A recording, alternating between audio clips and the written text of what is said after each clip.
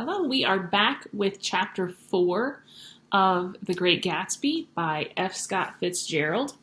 I'll be reading and explaining this chapter, just like the others. As Chapter 4 opens up, you are going to get yet another rumor about Gatsby. Nick is also going to list a bunch of people that he remembers seeing at Gatsby's parties. I actually hate reading the beginning of this chapter because it just lists a whole lot of names. You do not need to remember any of those names. Just the basic idea that there were a lot of people, a lot of famous people, well-known people from all different. Like there were East Egg people, there were West Egg people. They all came here for the parties. They all kind of got along during that. On Sunday morning, while church bells rang in the villages along shore, the world and its mistress returned to Gatsby's house and twinkled hilariously on his lawn. "He's a bootlegger," said the young ladies, moving somewhere between his cocktails and his flowers. One time he killed a man who had found out that he was a nephew to von Hindenburg and second cousin to the devil. "Reach me a rose, honey, and pour me a last drop into that there crystal glass." So, this is the first time we've heard that Gatsby was a bootlegger. "Once I wrote down on the empty spaces of a timetable the names of those who came to Gatsby's house that summer. It is an old timetable now, disintegrating at its folds, and headed, 'This schedule in effect July 5th, 1922. But I can still read the gray names, and they will give you a better impression than my generalities of those who accepted Gatsby's hospitality and paid him the subtle tribute of knowing nothing whatever about him.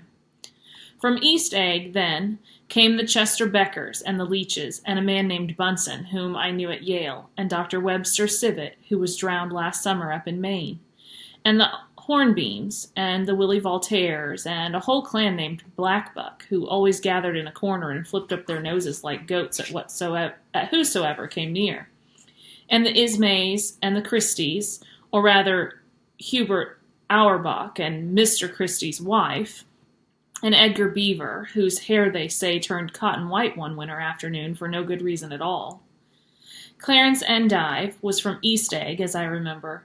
He came only once in white knickerbockers and had a fight with a bum named Eddie in the garden.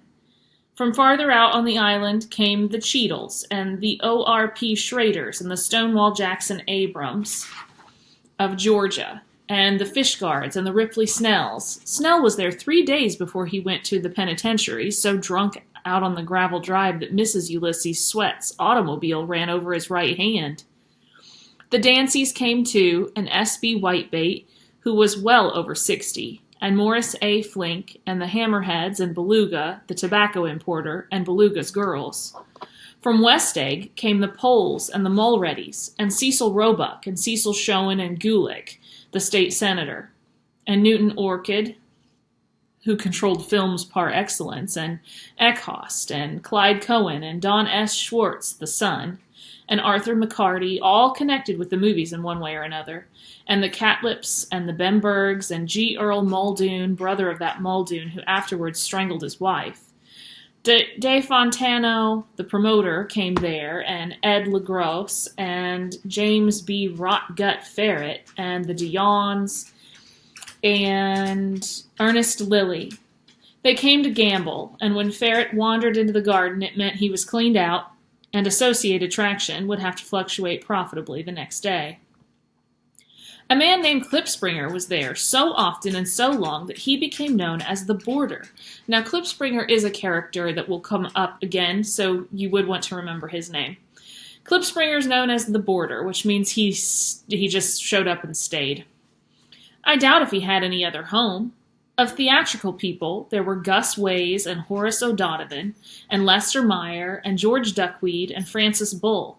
Also from New York were the Cromes, and the Buckisons, and the Denekers, and Russell Betty, and the Corrigans, and the Kellers, and the Dewars, and the Scullys, and S.W. Belcher, and the Smirks, and the Young Quins, divorced now, and Henry L. Palmetto, who killed himself by jumping in front of a subway train in Times Square.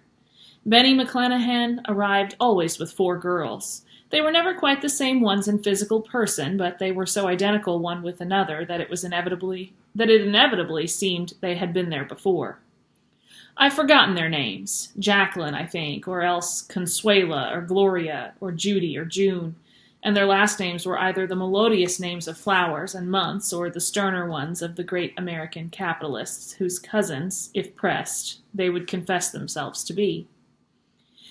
In addition to all these, I can remember that Faustina O'Brien came there at least once, and the Baedeker girls, and young Brewer, who had his nose shot off in the war, and Mr. Al Bruxberger, and Miss Hogg, his fiancée, and Ardita Fitzpeters, and Mr. P. Jewett, once head of the American Legion, and Miss Claudia Hip with a man reputed to be her chauffeur, and a prince of something whom we called Duke, and whose name, if I ever knew it, I've forgotten.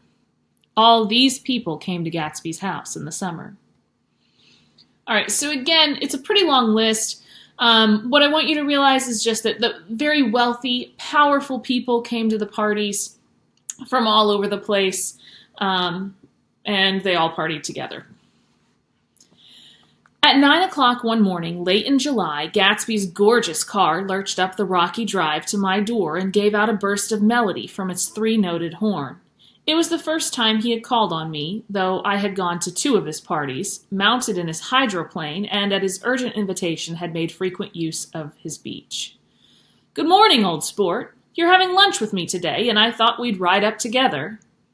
He was balancing himself on the dashboard of his car with that resourcefulness of movement that is so peculiarly American, that comes, I suppose, with the absence of lifting work or rigid sitting in youth, and even more with the formless grace of our nervous, sporadic games. This quality was continually breaking through his punctilious manner in the shape of restlessness. He was never quite still. There was always a tapping foot somewhere, or the impatient opening and closing of a hand. So Gatsby shows up. He's going to take Nick to lunch. That's what's going on. And Nick's going to tell you all about this trip that they take into the city for lunch. But Gatsby seems like he tries really hard to look formal and proper, if you will. But he also kind of seems a little restless. Like you can see little glimpses. He's always fidgeting in some form. He saw me looking with admiration at his car. "It's pretty, isn't it, old sport?" He jumped off to give me a better view. "Haven't you ever seen it before?" I'd seen it. Everybody had seen it. It was a rich cream color, bright with nickel, swollen here and there in its monstrous length, with triumphant hat boxes and supper boxes and tool boxes, and terraced with a labyrinth of windshields that mirrored a dozen suns. Sitting down behind many layers of glass in a sort of green leather conservatory, we started to town. So he's got this big, creamy, kind of a yellow car with a green interior. And when it talks about the labyrinth of windshields, it's a convertible. And so, like, there's a little windshield across the front seat, and there's a little windshield across the rear seats. It says it's a really long car. I don't know if there's 2 rows of seats or 3 rows of seats or whatever, but the little windshields are what it's talking about that would sit in front of each seat. I have talked with him perhaps a half a dozen times in the past month and found, to my disappointment, that he had little to say. So my first impression, that he was a person of some undefined consequence, had gradually faded, and he had become simply the proprietor of an elaborate roadhouse next door. So Nick has talked to Gatsby several times, and he's gone from feeling like he was really intriguing and mysterious to feeling like he's just some guy next door, because anytime Nick has talked to him, he doesn't seem terribly interesting. That's about to change. And then came that disconcerting ride. We hadn't reached West Egg Village before Gatsby began leaving his elegant sentences unfinished and slapping himself indecisively on the knee of his caramel-colored suit. So as they take off to the city, Gatsby's mannerisms are changing, becoming less formal. "Look here, old sport," he broke out surprisingly. "What's your opinion of me, anyhow?" A little overwhelmed, I began the generalized evasions which that question deserves. Well, I'm going to tell you something about my life, he interrupted. I don't want you to get a wrong idea of me from all these stories you hear. So, he was aware of the bizarre accusations that flavored conversation in his halls. I'll tell you God's truth, his right hand suddenly ordered a divine retribution to stand by. I am the son of some wealthy people in the Middle West, all dead now. Educated at Oxford because all my ancestors have been educated there for many years. It is a family tradition. He looked at me sideways, and I knew why Jordan Baker had believed he was lying. He hurried the phrase, educated at Oxford, or swallowed it, or choked on it, as though it had bothered him before. And with this doubt, his whole statement fell to pieces, and I wondered if there wasn't something a little sinister about him after all. What part of the Middle West? I inquired casually. San Francisco. I see. All right, so this is odd to say the least. Gatsby tells Nick that he comes from a really wealthy family, but they're all dead, that they're from the Midwest. When Nick asks what area in the Midwest, Gatsby says San Francisco. Now, we live in the Midwest. We know that San Francisco is not in the Midwest, so something doesn't quite make sense here. My family all died, and I came into a good deal of money. His voice was solemn, as if the memory of that sudden extinction of a clan still haunted him. For a moment I suspected that he was pulling my leg, but a glance at him convinced me otherwise. After that, I lived like a young Rajah in all the capitals of Europe, Paris, Venice, Rome, collecting jewels, chiefly rubies, hunting big game, painting a little, things for myself only, and trying to forget something very sad that had happened to me long ago. With an effort, I managed to restrain my incredulous laughter. The very phrases were worn so threadbare that they evoked no image except that of a turbaned character leaking sawdust at every pore as he pursued a tiger through the Bois de Boulogne. Okay, so what this means is when he says that the phrases Gatsby used were so threadbare, he means like overworn. If you have a threadbare blanket, it means it's worn so much that it's very thin. So he has to hold back laughter because he feels like Gatsby's making a joke. Oh, he lived like a Rajah in the capitals of Europe. He was hunting rubies and painting. It sounds ridiculous. And so Nick holds back laughter. Then came the war, old sport. It was a great relief, and I tried very hard to die, but I seemed to bear an enchanted life. I accepted a commission as first lieutenant when it began. In the Argonne Forest, I took 2 machine gun detachments so far forward that there was a half-mile gap on either side of us, where the infantry couldn't advance. We stayed there 2 days and 2 nights, 130 men with 16 Lewis guns, and when the infantry came at last, they found the insignia of 3 German divisions among the piles of dead. I was promoted to be a major, and every Allied government gave me a decoration, even Montenegro, little Montenegro down on the Adriatic Sea. Little Montenegro, he lifted up the words and nodded at them with his smile. The smile comprehended Montenegro's troubled history and sympathized with the brave struggles of the Montenegrin people.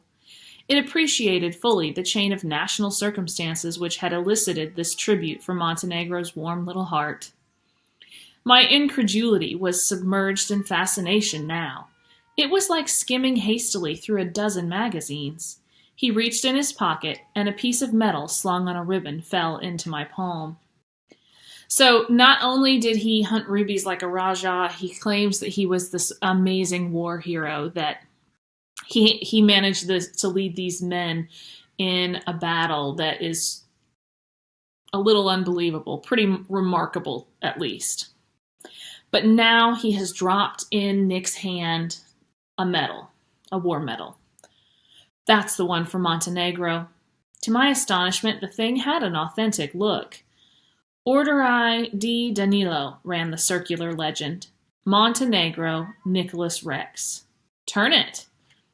Major J. Gatsby, I read, for valor extraordinary. Here's another thing I always carry, a souvenir of Oxford days. It was taken in Trinity Quad. The man on my left is now the Earl of Doncaster.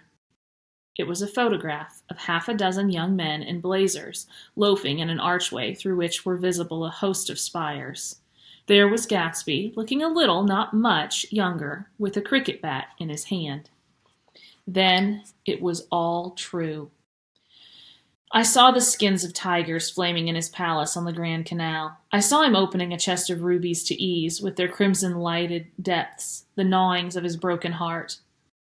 Okay, so Nick has been pretty skeptical about Gatsby's stories on this trip. However, there's the note that says he was educated at Oxford, he collected jewels, he did all these amazing things that Nick has been pretty skeptical about. But something just happened that made Nick realize or believe him. So what was it that made Nick believe suddenly everything that Gatsby said? Well, it wasn't the medal, although the medal certainly helped. It was the photo. So this is 1922. This is before Photoshop. People couldn't doctor photos the way that people can now. So the photo is what really seals the deal for Nick. Sorry.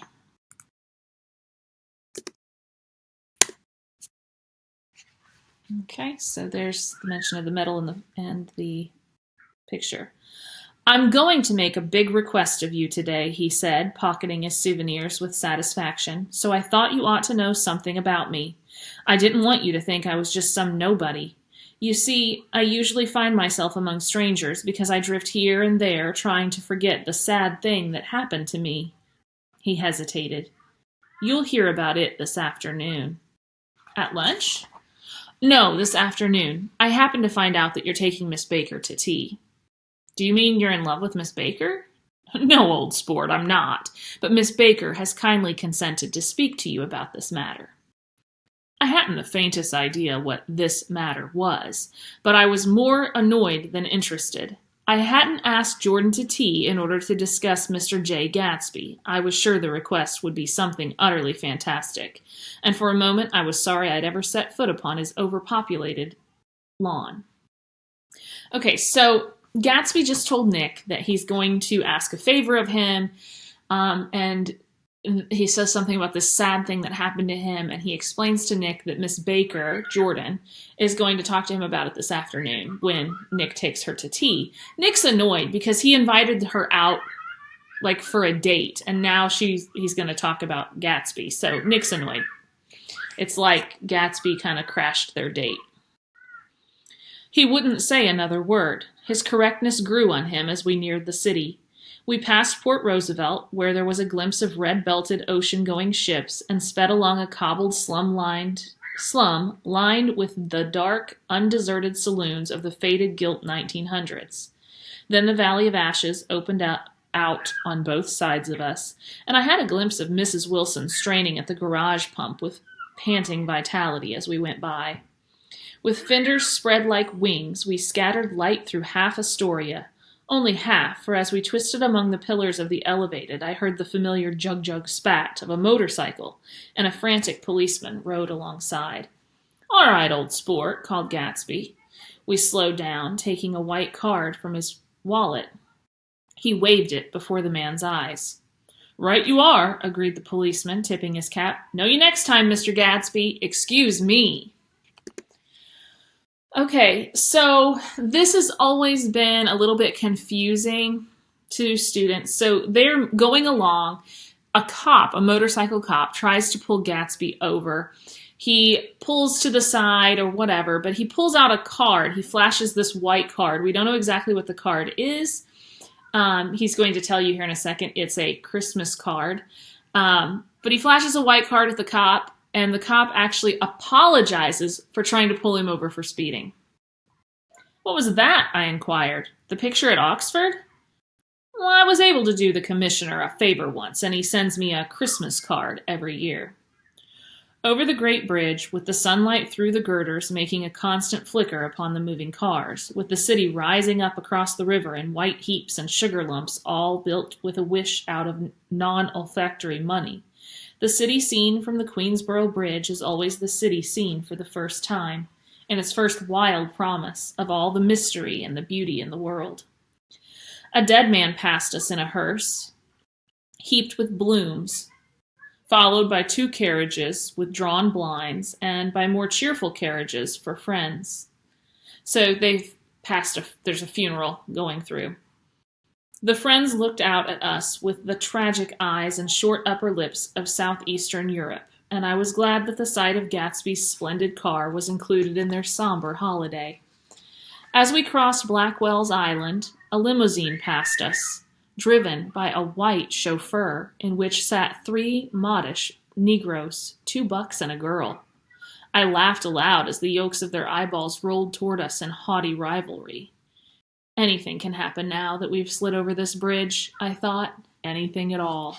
Even Gatsby could happen, without any particular wonder. So this is a big deal because, again, it's 1922, and this is a limo driven by a white chauffeur with black people in the back. Like, they are the ones being cared for or served by the white man. And so that was a big deal in 1922. And Nick says, you know what, that is just another proof that anything can happen in New York City. Remember that this is taking place right around the same time as the Harlem Renaissance, which was big in the several big cities, New York being one of them. We have a gap in time now. They're getting to the arrival at lunch, or the location at lunch. Roaring noon. In a well-fanned 42nd Street cellar, I met Gatsby for lunch. Blinking away the brightness of the street outside, my eyes picked him out obscurely in the anteroom, talking to another man. "Mr. Carroway, this is my friend Mr. Wolfsheim."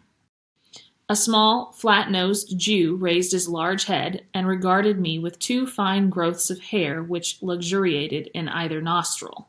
After a moment, I discovered his tiny eyes in the half-darkness. So they're meeting for lunch in a 42nd Street cellar. This would be a speakeasy, right? Because this is Prohibition time. The cellar, the only reason they'd be in a cellar for lunch is because it's secret. So this is a speakeasy. "So I took one look at him," said Mr. Wolfsheim, shaking my hand earnestly. "And what do you think I did?" "What?" I inquired politely. But evidently he was not addressing me, for he dropped my hand and covered Gatsby with his expressive nose. "I handed the money to Catspaw, and I said, 'All right, Catspaw, don't pay him a penny till he shuts his mouth.' He shut it then and there." Gatsby took an arm of each of us and moved forward into the restaurant, whereupon Mr. Wolfsheim swallowed a new sentence he was starting and lapsed into a somnambulatory abstraction. "Highballs?" asked the head waiter. This is a drink, like an alcoholic drink. "This is a nice restaurant here," said Mr. Wolfsheim, looking at the Presbyterian nymphs on the ceiling. "But I like across the street better." "Yes, highballs," agreed Gatsby, and then to Mr. Wolfsheim, "It's too hot over there." "Hot and small, yes," said Mr. Wolfsheim, "but full of memories." "What place is that?" I asked. "The old Metropole." "The old Metropole," brooded Mr. Wolfsheim gloomily, "filled with faces dead and gone, filled with friends gone now forever. I can't forget so long as I live the night they shot Rosie Rosenthal there. It was 6 of us at the table, and Rosie had eat and drunk a lot all evening.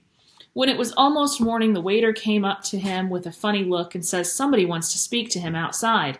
'All right,' says Rosie, and begins to get up, and I pulled him down in his chair. 'Let the bastards come in here if they want you, Rosie, but don't you, so help me, move outside this room.' It was 4 o'clock in the morning then, and if we'd have raised the blinds, we'd have seen daylight." "Did he go?" I asked innocently. "Sure he went." Mr. Wolfsheim's nose flashed at me indignantly. He turned around in the door and says, "Don't let that waiter take away my coffee." Then he went out on the sidewalk, and they shot him 3 times in his full belly and drove away.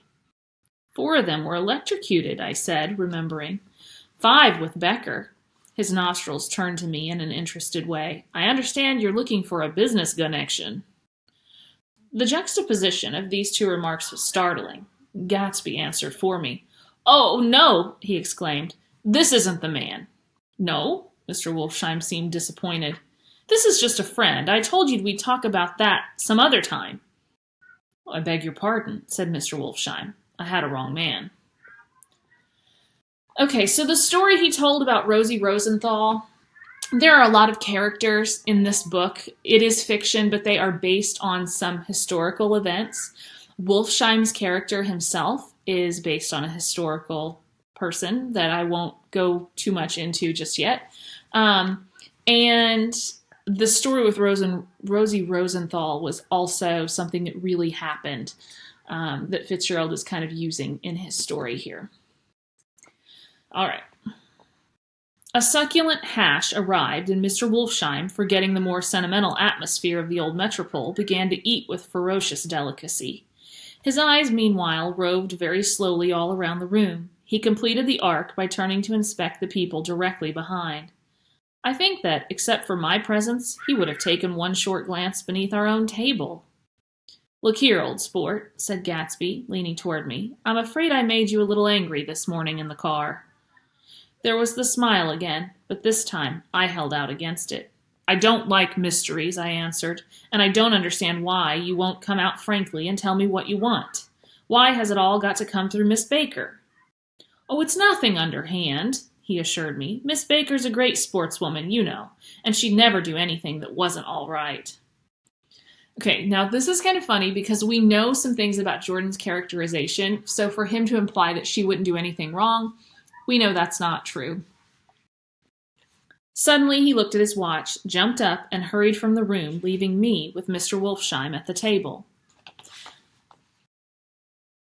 "He has to telephone," said Mr. Wolfsheim, following him with his eyes. "Fine fellow, isn't he? Handsome to look at, and a perfect gentleman."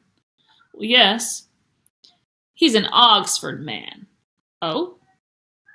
"He went to Oxford College in England. You know, Oxford College." "I've heard of it." "That's one of the most famous colleges in the world." "Have you known Gatsby for a long time?" I inquired. "Several years," he answered in a gratified way. "I made the pleasure of his acquaintance just after the war, but I knew I had discovered a man of fine breeding after I talked with him an hour. I said to myself, there's the kind of man you'd like to take home and introduce to your mother and sister." He paused. "I see you're looking at my cuff buttons." I hadn't been looking at them, but I did now. They were composed of oddly familiar pieces of ivory. "Finest specimen of human molars," he informed me. "Well," I inspected them. "That's a very interesting idea." "Yeah," he flipped his sleeves up under his coat. "Yeah, Gatsby's very careful about women. He would never so much as look at a friend's wife." When the subject of this instinctive trust returned to the table and sat down, Mr. Wolfsheim drank his coffee with a jerk and got to his feet. "I have enjoyed my lunch," he said, "and I'm going to run off from you two young men before I outstay my welcome." "Don't hurry, Meyer," said Gatsby without enthusiasm. Mr. Wolfsheim raised his hand in a sort of benediction. "You're very polite, but I belong to another generation," he announced solemnly. "You sit here and discuss your sports and your young ladies and your—" He supplied an imaginary noun with another wave of his hand. "As for me, I am 50 years old, and I won't impose myself on you any longer." As he shook hands and turned away, his tragic nose was trembling. I wondered if I had said anything to offend him. "He becomes very sentimental sometimes," explained Gatsby. "This is one of his sentimental days. He's quite a character around New York, a denizen of Broadway." "Who is he anyhow, an actor?" "No." "A dentist?" "Meyer Wolfsheim?"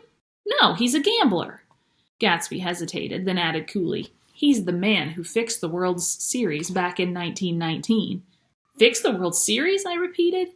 The idea staggered me. I remembered, of course, that the World Series had been fixed in 1919, but if I had thought of it at all, I would have thought of it as a thing that merely happened, the end of some inevitable chain. It never occurred to me that one man could start to play with the faith of 50 million people, with the single-mindedness of a burglar blowing a safe.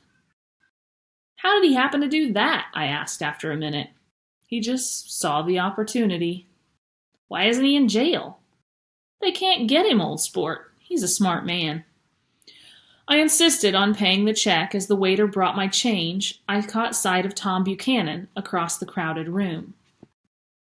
Okay, so again, the World Series was actually fixed, and it was the White Sox were accused of throwing the series against the Red Sox, I believe. It says Reds on the notes, but I feel like it was Red Sox. Anyway, another historical event that Fitzgerald has included here in this piece. And so Meyer, we know, doesn't seem like a perfectly good citizen, to say the least. We'll just leave it at that. After lunch here, Nick has caught sight of Tom. "Come along with me for a minute," I said. "I've got to say hello to someone." When he saw us, Tom jumped up and took a half a dozen steps in our direction. "Where have you been?" he demanded eagerly. "Daisy's furious because you haven't called up. This is Mr. Gatsby, Mr. Buchanan." They shook hands briefly, and a strained, unfamiliar look of embarrassment came over Gatsby's face. "Have you been, anyhow?" demanded Tom of me. "How'd you happen to come up this far to eat?" "Oh, I've been having lunch with Mr. Gatsby."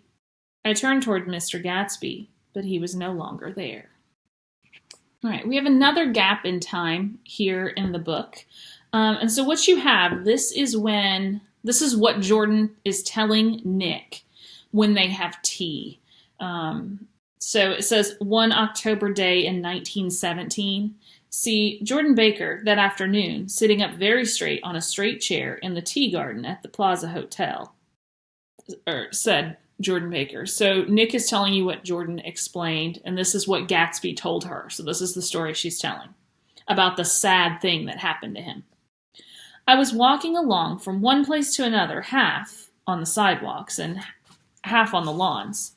I was happier on the lawns because I had on shoes from England with rubber knobs on the soles that bit into the soft ground.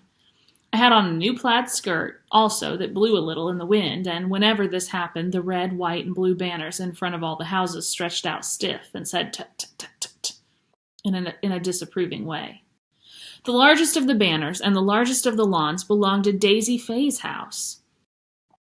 She was just 18, 2 years older than me, and by far the most popular of all the young girls in Louisville. She dressed in white and had a little white roadster, and all day long the telephone rang in her house, and excited young officers from Camp Taylor demanded the privilege of monopolizing her that night. Anyways, for an hour. So Daisy, once again, even as a kid, she's dressed in white. Earlier in the book, she's dressed in white. Daisies, as in the flower, are white. So when you're trying to figure out what color goes with Daisy, it's the color white. Her car was white, it says, when she was younger. What we know now is that Daisy and Jordan grew up in Louisville. We didn't necessarily know that before.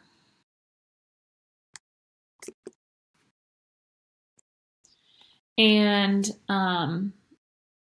during the war, lots of soldiers in the area were trying to date her. When I came opposite her house that morning, her white roadster was beside the curb, and she was sitting in it with a lieutenant I had never seen before. They were so engrossed in each other that she didn't see me until I was 5 feet away. "Hello, Jordan," she called unexpectedly. "Please come here." I was flattered that she wanted to speak to me because of all the older girls I admired her most. She asked me if I was going to the Red Cross and make bandages. I was. Well, then, would I tell them that she couldn't come that day? The officer looked at Daisy while she was speaking in a way that every young girl wants to be looked at sometime. And because it seemed romantic to me, I have remembered the incident ever since. His name was J. Gatsby, and I didn't lay eyes on him again for over 4 years. Even after I'd met him on Long Island, I didn't realize it was the same man. That was 1917. By the next year, I had a few beaux myself, and I began to play in tournaments, so I didn't see Daisy very often. She went with a slightly older crowd. When she went with anyone at all. Wild rumors were circulating about her. How her mother had found her packing her bag one winter night to go to New York and say goodbye to a soldier who was going overseas. She was affected. She was effectually prevented, but she wasn't on speaking terms with her family for several weeks. After that, she didn't play around with the soldiers anymore, but only with a few flat-footed, short-sighted young men in town who couldn't get into the army at all. So there were rumors that Daisy was caught trying to leave town to go say goodbye to a soldier. Her family wouldn't let her. She was furious. She didn't speak to them for a while. And she quit talking to all these other soldiers. By the next autumn, she was gay again, gay as ever. She had a debut after the armistice, and in February she was presumably engaged to a man from New Orleans. In June, she married Tom Buchanan of Chicago with more pomp and circumstance than Louisville ever knew before. So she engages to a man from New Orleans, and then she ends up marrying Tom Buchanan, who is from Chicago. So she kind of had a few relationships, apparently. He came down with 100 people in 4 private cars and hired a whole floor of the Seelbach Hotel. And the day before the wedding, he gave her a string of pearls valued at $350,000.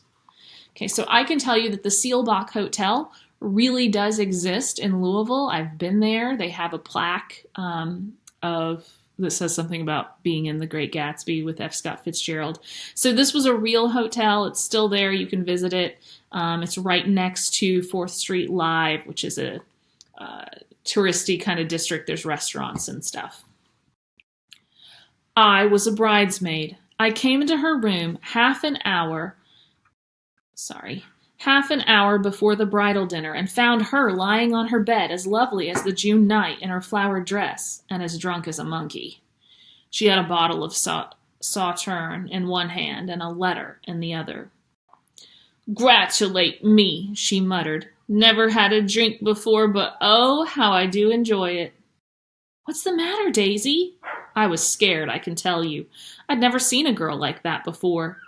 "Here, dearest." She groped around in a wastebasket she had with her on the bed and pulled out the string of pearls.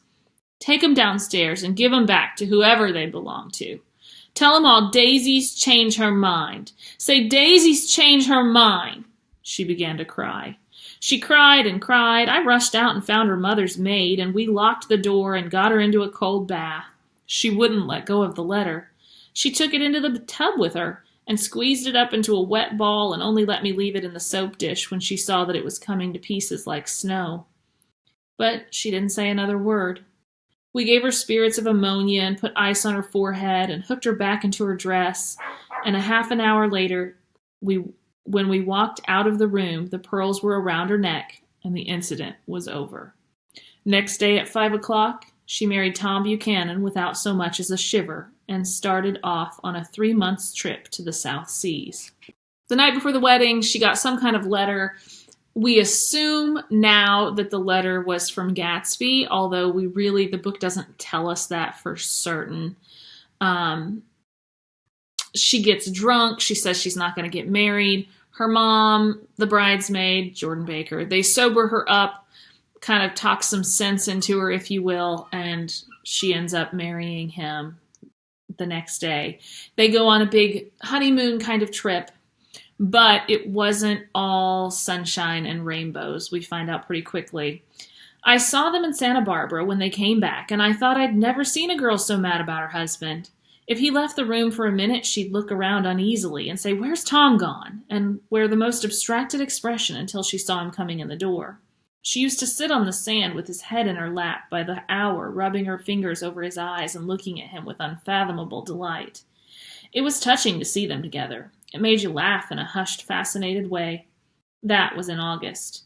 A week after I left Santa Barbara, Tom ran into a wagon on the Ventura Road one night and ripped a front wheel off his car. The girl who was with him got into the papers too because her arm was broken.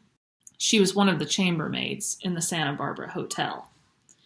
So Jordan says that when she saw them after their honeymoon, everything seemed great. Daisy seemed almost obsessed with Tom. If he'd leave the room, she's like, "Where did he go?"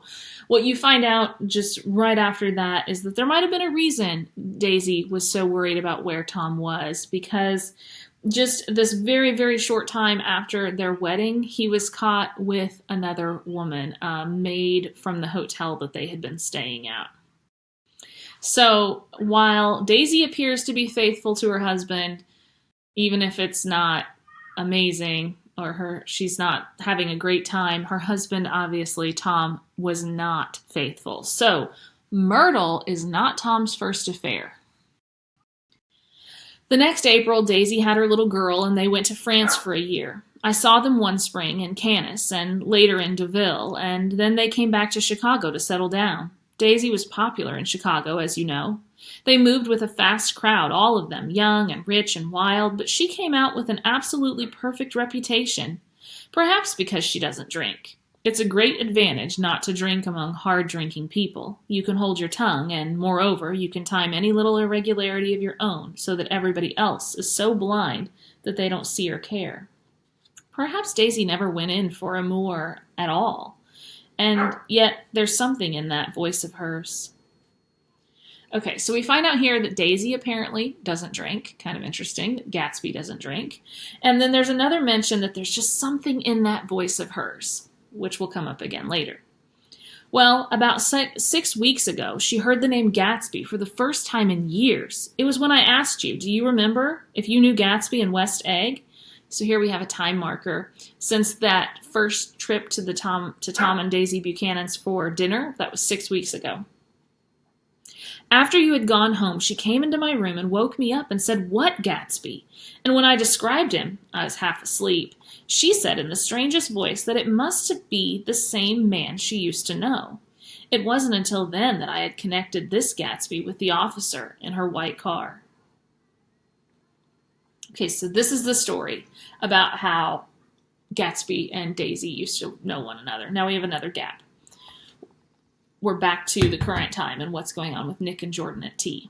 When Jordan Baker had finished telling all this, we had left the plaza for half an hour and were driving in a Victoria through Central Park.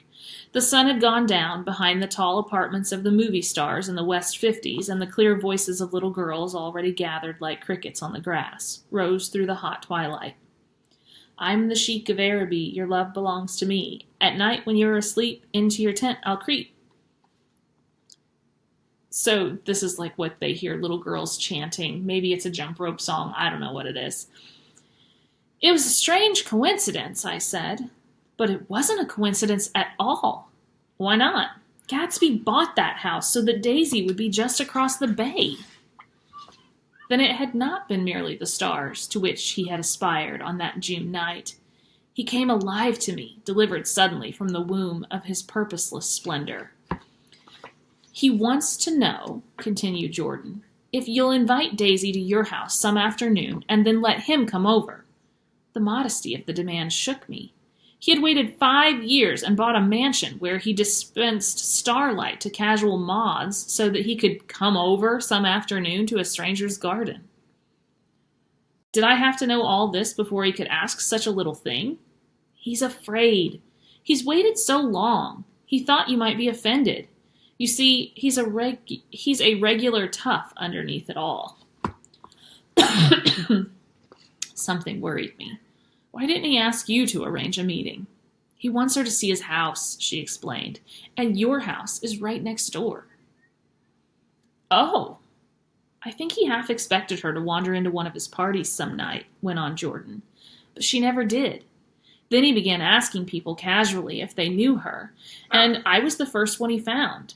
It was that night he sent for me at his dance. You should have heard the elaborate way he worked up to it. Of course, I immediately suggested a luncheon in New York, and I thought he'd go mad. "I don't want to do anything out of the way," he kept saying. "I want to see her right next door." When I said you were a particular friend of Tom's, he started to abandon the whole idea. He doesn't know very much about Tom, though he says he's read a Chicago paper for years just on the chance of catching a glimpse of Daisy's name. It was dark now, and as we dipped under a little bridge, I put my arm around Jordan's golden shoulder and drew her toward me and asked her to dinner. Suddenly, I wasn't thinking of Daisy and Gatsby anymore, but of this clean, hard, limited person who dealt in universal skepticism, and who leaned back jauntily just within the circle of my arm. A phase began to beat in my ears with a sort of heady excitement. There are only the pursued, the pursuing, the busy, and the tired. And Daisy ought to have something in her life, murmured Jordan to me. Does she want to see Gatsby? She's not to know about it. Gatsby doesn't want her to know. You're just supposed to invite her to tea. We passed a barrier of dark trees, and then the facade of 59th Street. A block of delicate, pale light beamed down into the park. Unlike Gatsby and Tom Buchanan, I had no girl whose disembodied face floated along the dark cornices and blinding signs, and so I drew up the girl beside me, tightening my arms.